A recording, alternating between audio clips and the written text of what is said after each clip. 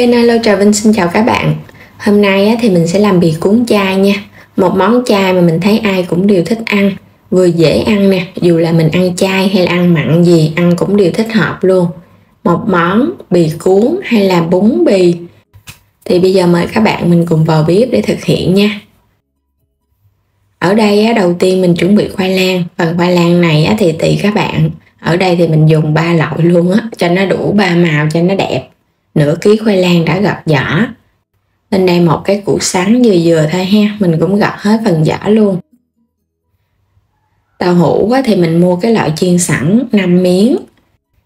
Còn bên đây là 3 muỗng canh thính gạo, có thể mua sẵn.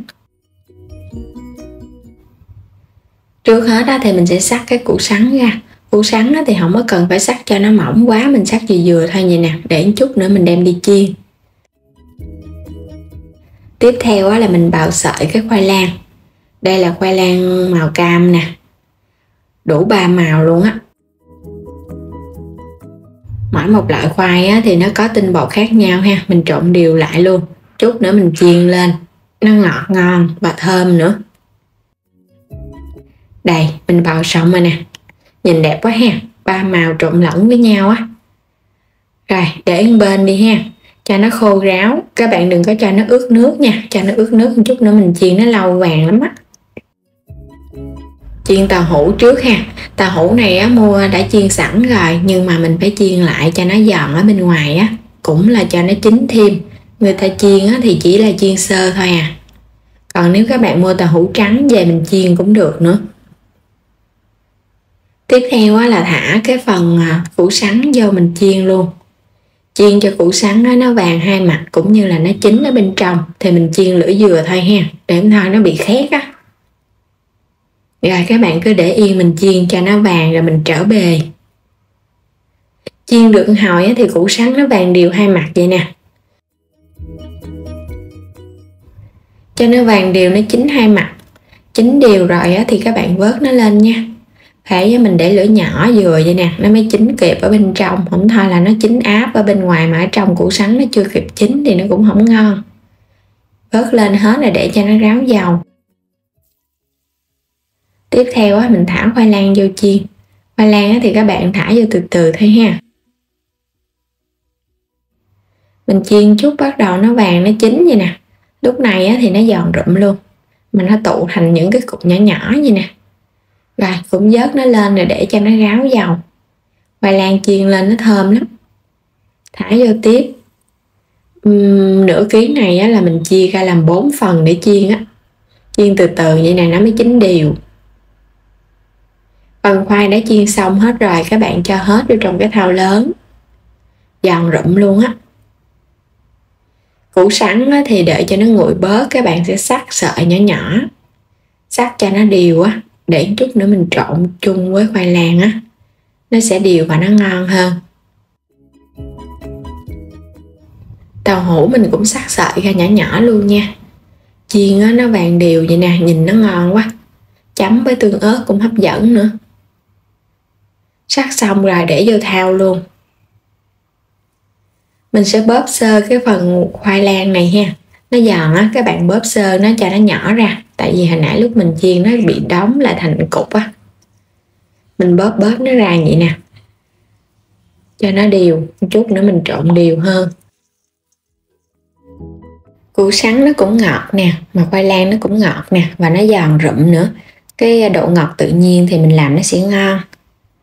Thêm tàu hũ vô nữa. Mình làm cái món bì này, đây là cái cách làm truyền thống hồi xưa giờ luôn á.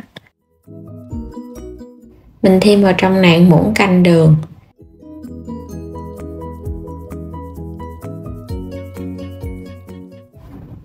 Rồi thính gạo mình rang lên thì mình cho vào. Thích thơm nhiều thì cho 3 muỗng canh. Còn các bạn không có thích nhiều thì mình dùng 2 muỗng cũng được. Hoặc là thay bằng cái đậu phộng rang rồi cái mình đập cho nó dập dập trộn vào cũng ngon nữa nha. Tùy theo sở thích của từng người. Riêng mình thì mình thấy cái cách làm truyền thống là làm với thính thì nó ngon nhất. Trộn cho thật là đều rồi mình để đây cho nó thấm gia vị. Bây giờ mình đi pha phần nước mắm chai. Mình có là 2 muỗng canh đường, nửa muỗng cà phê muối, 1 muỗng cà phê nước tương đậm, thêm nước nóng cho nó tan đường nha. Rồi chanh hay là tắc hay là giấm thì mình cho vào tùy thích. Khuấy đều lên cho phần đường này nó tan để có được cái chén nước mắm chai. Cuối cùng là cho ớt băm, thích ăn tỏi thì cho vào, còn không thích thì bỏ qua. Vậy là được chén nước chấm chai ngon rồi đó. Ăn cùng thì mình có là cải xà lách nè, rau thơm các loại. Rửa sạch xong rồi các bạn sẽ xắt ra nhỏ nhỏ nha. Thì mình xắt càng nhỏ mình trộn vào khi mà mình cuốn nó đều và nó ngon lắm. Các bạn đừng có để nguyên mình cuốn, nó không có ngon đâu. Để cuốn bì thì mình dùng đây là cái bánh tráng nè. Bánh tráng này là cái loại bánh tráng mặn vuông, làm bằng gạo thì các bạn tìm mua trong chợ nha, nói đây là bánh cuốn bì. Còn tìm không có cái này thì các bạn dùng cái loại bánh tráng gạo dẻo mà lạc cũng được nữa. Mình quét sơn lớp nước mỏng để cho cái bánh tráng nó dẻo, mình cuốn nó không có bị rách nè. Và cái bì của mình để cả ngày nó không bị khô nữa. Trước hết thì mình sẽ cho cải và rau lên ha. Và mình cuốn cho nó gọn gàng lại, xong rồi hãy cho cái phần nhân lên. Các bạn dàn cho nó đều ra.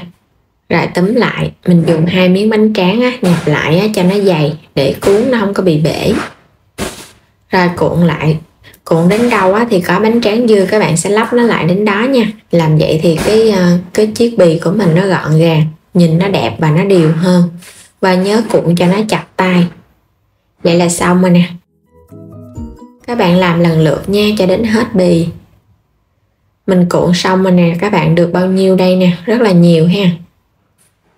Ăn cùng là mình có đồ chua củ cải nè, chấm cùng nước mắm cho nó ngon. Cuốn bì vừa ngon mà cầm lên nó mềm tay, nó không có bị khô cứng Rồi bây giờ mình sẽ xắt nó ra. Bì cuốn thì thường các bạn sẽ cuốn với bánh tráng mà nó lớn cuốn xong rồi cái mình ship nó lại rồi bọc ở bên ngoài thêm một miếng bánh tráng nữa để khi mình cắt nó không có bị rời rớt. Rồi để mình để cả ngày bánh tráng nó không bị khô. Hoặc là không có quấn cái bánh tráng ở bên ngoài thì các bạn lấy cái bọc mình buộc nó lại ha, cho vào trong cái bọc, không có bị hư đâu, cũng không có hôi. Ăn cùng thì mình có thêm chút xíu đồ chua thì ăn nó mới hấp dẫn. Chấm vào, rồi bây giờ mời các bạn cùng ăn nha. Ngon lắm dù là ăn chay hay là ăn mặn gì thì cái món này đều hấp dẫn luôn, ai cũng thích ăn. Mình chấm nguyên cuốn vậy nè, nó mới ngon. Rất là ngon, ăn một lần chắc 10 cuốn này luôn cho nó no bụng mà không có bao giờ bị ngán. Bì cuốn chay thì mình thấy ai cũng làm được và dễ dàng, vừa thanh đạm vừa ngon, bổ dưỡng nữa. Làm sẵn vậy nè, các bạn có thể ăn với bún bì hoặc là mình cất vào trong tủ lạnh luôn, khi nào ăn mình đem ra mình cuốn là ăn Thực hiện món chả chay này nha. Để làm chả lụa chay thì mình chuẩn bị đây là 300g hồ ki lá nha. Thì mình dùng cái loại hồ ki lá khô Nếu các bạn ăn nhiều hơn thì có thể tăng lên. Các bạn cũng có thể dùng cái loại hồ ki lá mà loại tươi cũng được nữa. Nó khô thì nó giòn lắm, các bạn chỉ cần mình xé nhẹ nhẹ thôi hoặc là mình bóp lại vậy nè, nó cũng rớt ra nữa, nó giòn Còn nếu mà dễ hơn các bạn cho ra mình phơi nắng 1 tiếng đồng hồ, rất là nhanh, nó giòn thì nó dễ. Và mình sẽ xé ra những cái miếng thật là nhỏ luôn và xé hết toàn bộ cái lá hồ ki này. Xong hết rồi thì mình chuẩn bị cái thau nước, mình cho vào đây 1 muỗng canh muối. Nước này khoảng 2 lít ha. Và các bạn sẽ cho lá hồ ki vô. Mình ngâm với nước muối vậy nè, để loại bỏ những cái chất dơ bụi bặm Với mình cho cái hồ ki của mình nó ngấm chút xíu gia vị nữa. Thì các bạn sẽ xé thật là nhỏ và mình cho vô hết luôn nha. Ngâm với nước để cho lá hồ ki nó nở ra. Nếu mà các bạn làm lá hồ ki tươi thì không cần cái bước ngâm nước này nha. Mình xé và mình cho vô trong nước hết. Xé ra thì nó cũng hút nước nhanh lắm các bạn. Mình ngâm cũng nhanh. Chỉ cần cho nó thấm đều nước hết thì cái lá này nó sẽ mềm lại Đó, mình mới để xuống mà thấy nó mềm rồi nè. Rồi mình sẽ để đây và mình ngâm khoảng chừng nửa tiếng thôi Quay trở lại cái thau hồ ki nè, mình ngâm nước được nửa tiếng đồng hồ rồi đó.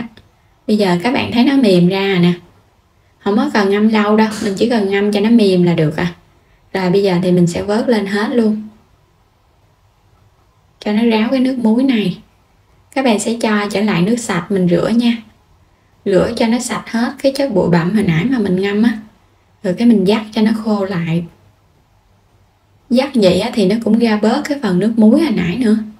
Nó chỉ còn đọng lại tí xíu thôi. Các bạn rửa sạch á, thì nó bảo đảm hơn ha.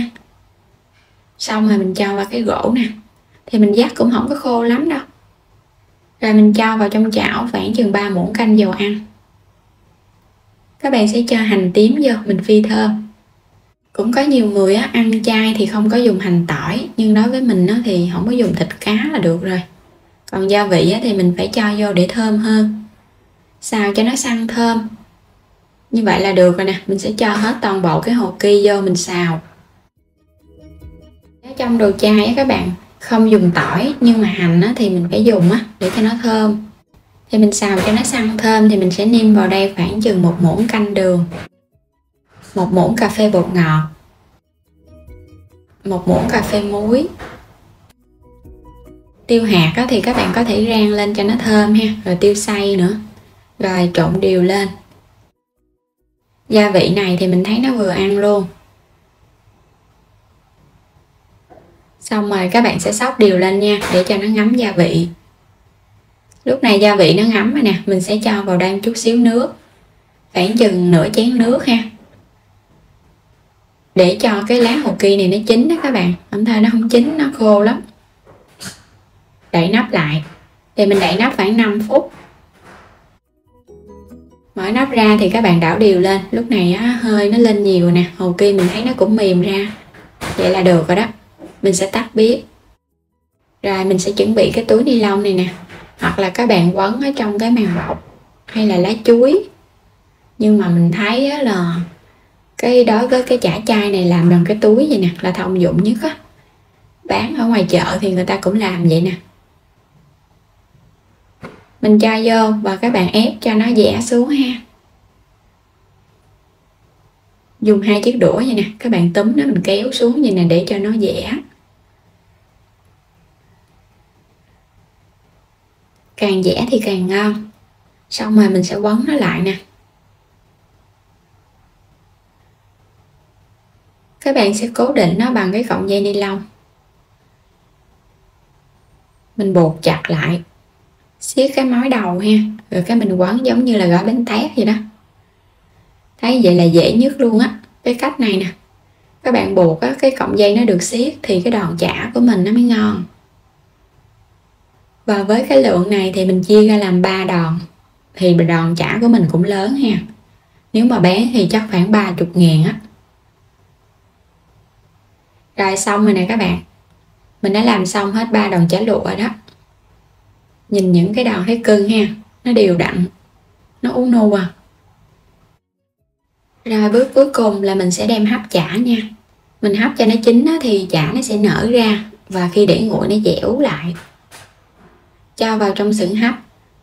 Các bạn thấy vậy chứ mình hấp gan chút nó còn nở ra nữa đó.